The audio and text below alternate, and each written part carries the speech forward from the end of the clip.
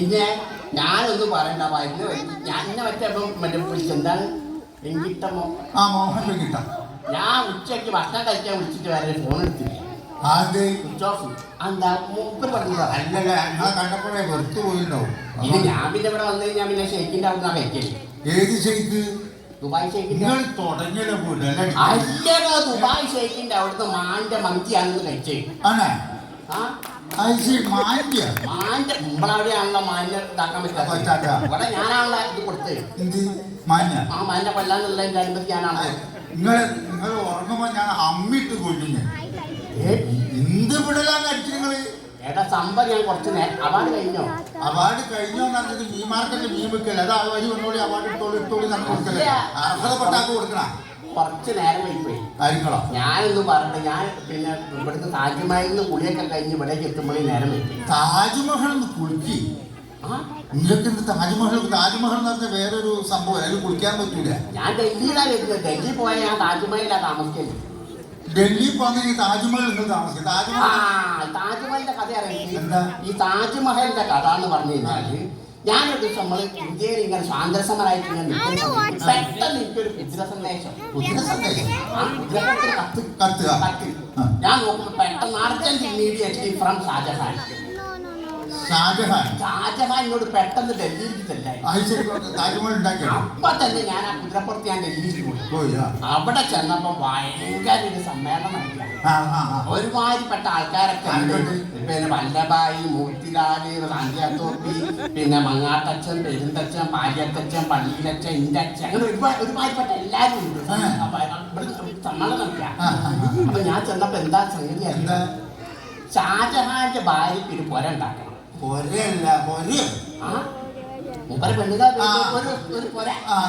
അതിന്റെ പ്ലാന് വരയ്ക്കാൻ വേണ്ടിയിട്ട് ആൾക്കാരെ മൊത്തത്തിൽ കൂടി നിൽക്കുക.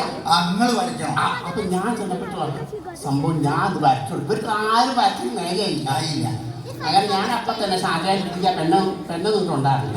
പെണ്ണ് കിട്ട് വാങ്ങി അപ്പൊ തന്നെ ഞങ്ങൾക്ക് വരച്ച് അതിൽ എഴുതി താജ്മഹൽ. അതും അപ്പൊ മൂപ്പർ ഒരേ നിർബന്ധം എനിക്ക് അതിൻ്റെ അകത്ത് ഒരു മുടി തരണം. ഞാൻ ഡൽഹിയിൽ പോയി കഴിഞ്ഞാൽ അവിടെ താമസിക്കാൻ എനിക്കൊരു മുടി ഉണ്ട്. താജ്മഹൽ അറിയില്ല, കനാരം മുടി എന്റെ മുടിയാണ്. അങ്ങനെ ഒന്നും പറഞ്ഞു ഞാൻ അവിടുന്ന് വലിയ വിമാനത്തിലാണ് ഞാൻ വിമാനത്തിൽ കയറിയപ്പോ ഞാൻ പഠിപ്പിച്ച ചെക്കൻ അത് ഒഴിച്ചില്ലേ. ഞാൻ വിമാനം പഠിപ്പിച്ച വിമാനം കണ്ടുപിടിച്ച ഞാനാണല്ലോ. എന്തൊക്കെയാ വിമാനം കണ്ടുപിടിച്ച വേറെ ആൾക്കാരില്ലേന്ന്? ഒരന്ന് റോങ് സഹോദരന്മാര് ഭയങ്കര റോങ്ങയില് എന്ത് കണ്ടുപിടിച്ചിട്ട് ചെയ്യാതെ അവസാനം എന്റെ അടുത്ത് വന്നു എന്നോട് ഇനി കണാരേട്ടാ ഞങ്ങൾ ഇങ്ങനെ കുറെ കണ്ടുപിടുത്തങ്ങളൊക്കെ നടത്തുന്നുണ്ട്, ഇതൊന്നും റെഡി ആവില്ല. അപ്പൊ ഞാൻ പറഞ്ഞു കൊടുത്ത ഐഡിയ ആണ് വിമാനം. അങ്ങനെയാണല്ലോ ഒരു റൈറ്റായി, അതുവരെ റോങ്ങയില്. അങ്ങനെ അപ്പൊ ഞാൻ പഠിക്കൊരു കാര്യം, ഞാൻ നാട്ടിൽ കയറിപ്പോ ചെക്കനാണല്ലേ ഓടിക്കുന്നത്. ഞാൻ പഠിക്കൊരു കാര്യം, ഏതായാലും ഈ വണ്ടി ഓടിക്കല്ലേ ഈ മറ്റേ ഇതിൽ കൂടി പിടിയത് ചൈന വൻമതിലിന്റെ മുകളിൽ കൂടി. ചൈന വൻമതിലിന്റെ മുകളിൽ കൂടി വരുമ്പോ അത് ഞാനേ കണ്ടിട്ടില്ലല്ലോ. അപ്പൊ ചൈന വൻമതിലിന്റെ മുകളിൽ കൂടി വിമാനം വിടാൻ പറഞ്ഞു. അങ്ങനെ ചൈന വൻമതിലിന്റെ മുകളിൽ കൂടി വിമാനം വിട്ടു. ചൈന വൻമതിലിന്റെ മുകളിൽ എത്തിയപ്പോ ഈ സാധനം വിമാനം ആകാശത്ത് നിന്നു. എന്ത് ചെയ്ത്?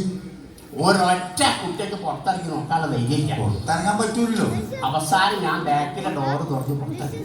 എങ്ങനെയാണ് ഈ വലിയ ആകാശത്തിന്റെ മുകളിൽ പുറത്തിറങ്ങി? ഞാൻ നോക്കുമ്പോൾ മേഘം കട്ട പിടിച്ചു. ഞാൻ ചവിട്ടി വിട്ടു, നല്ല വറപ്പുണ്ട്. ഞാൻ അതിന്റെ മുകളിലേക്ക് ഇറങ്ങിയായിട്ട് നിന്നു.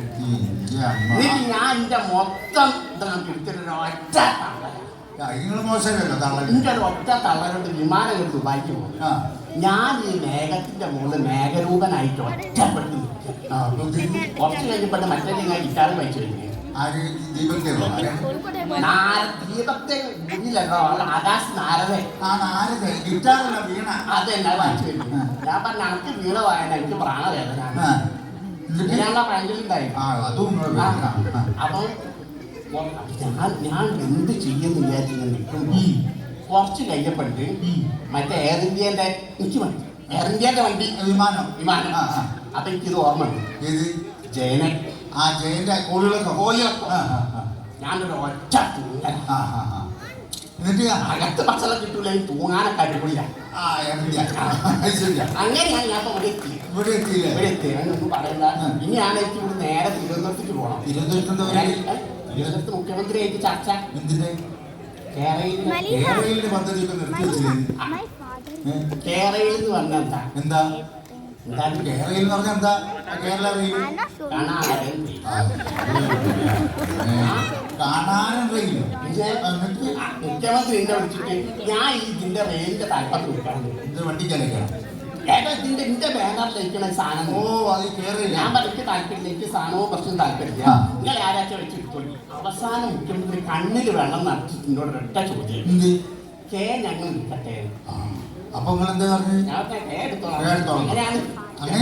എന്താണ് ഞാൻ ഇതിന്റെ മെയിനായിട്ട് നിൽക്കണം പറഞ്ഞു. കാരണം ഇത് എത്ര സമയം കൊണ്ടാ കാസർഗോഡ് തിരുവനന്തപുരത്ത് എത്തുക? അത് അവര് പറയുന്നത് 3-3.5 മണിക്കൂറുള്ള എത്തുന്നത്. ഞാൻ കാസർഗോഡ് ജനിച്ച് ഇതിന്റെ ബാക്കിലൊക്കെ ഒറ്റ കള്ളാൻ കണ്ടു കഴിഞ്ഞാൽ 10 മിനിറ്റ് തിരുവനന്തപുരത്ത്. അത് കറക്റ്റ്. അപ്പൊ നിങ്ങൾ കാസർഗോഡ് തിരുവനന്തപുരത്തേക്ക് തള്ളിക്കഴിഞ്ഞാൽ തിരുവനന്തപുരത്ത് കാസർഗോഡേക്ക് ആരാ തള്ളുക? അതിന് ഞാൻ ബോബിച്ച മണ്ണോട് അപ്പൊ നിങ്ങൾ രണ്ടാളും കൂടി വോളിബോൾ കളിച്ചു കഴിഞ്ഞാൽ കറക്റ്റ് ആവും. സത്യം പറഞ്ഞാൽ എന്താ വേണ്ടതാണ്, 60-ാം വയസ്സിൽ അറിഞ്ഞു ചത്തിട്ടില്ലെങ്കിൽ നിങ്ങളെയൊക്കെ 70-ാം വയസ്സിൽ എറിഞ്ഞു കൊല്ലണം. അമ്മായി കൊല്ലണം. ഞങ്ങൾ സംസാരിക്കാൻ നേരില്ല. അപ്പൊ ഞാൻ വന്ന് ഉദ്ഘാടനം ചെയ്ത് പ്രഖ്യാപിക്കുന്നു. അവാർഡ് ഞാൻ ബാക്കിൽ നിന്ന് വാങ്ങിക്കാം. അതിനെ നല്ല മുന്നേ വാങ്ങിയിട്ട് ഏറ് കൊടുക്കും. Thank you.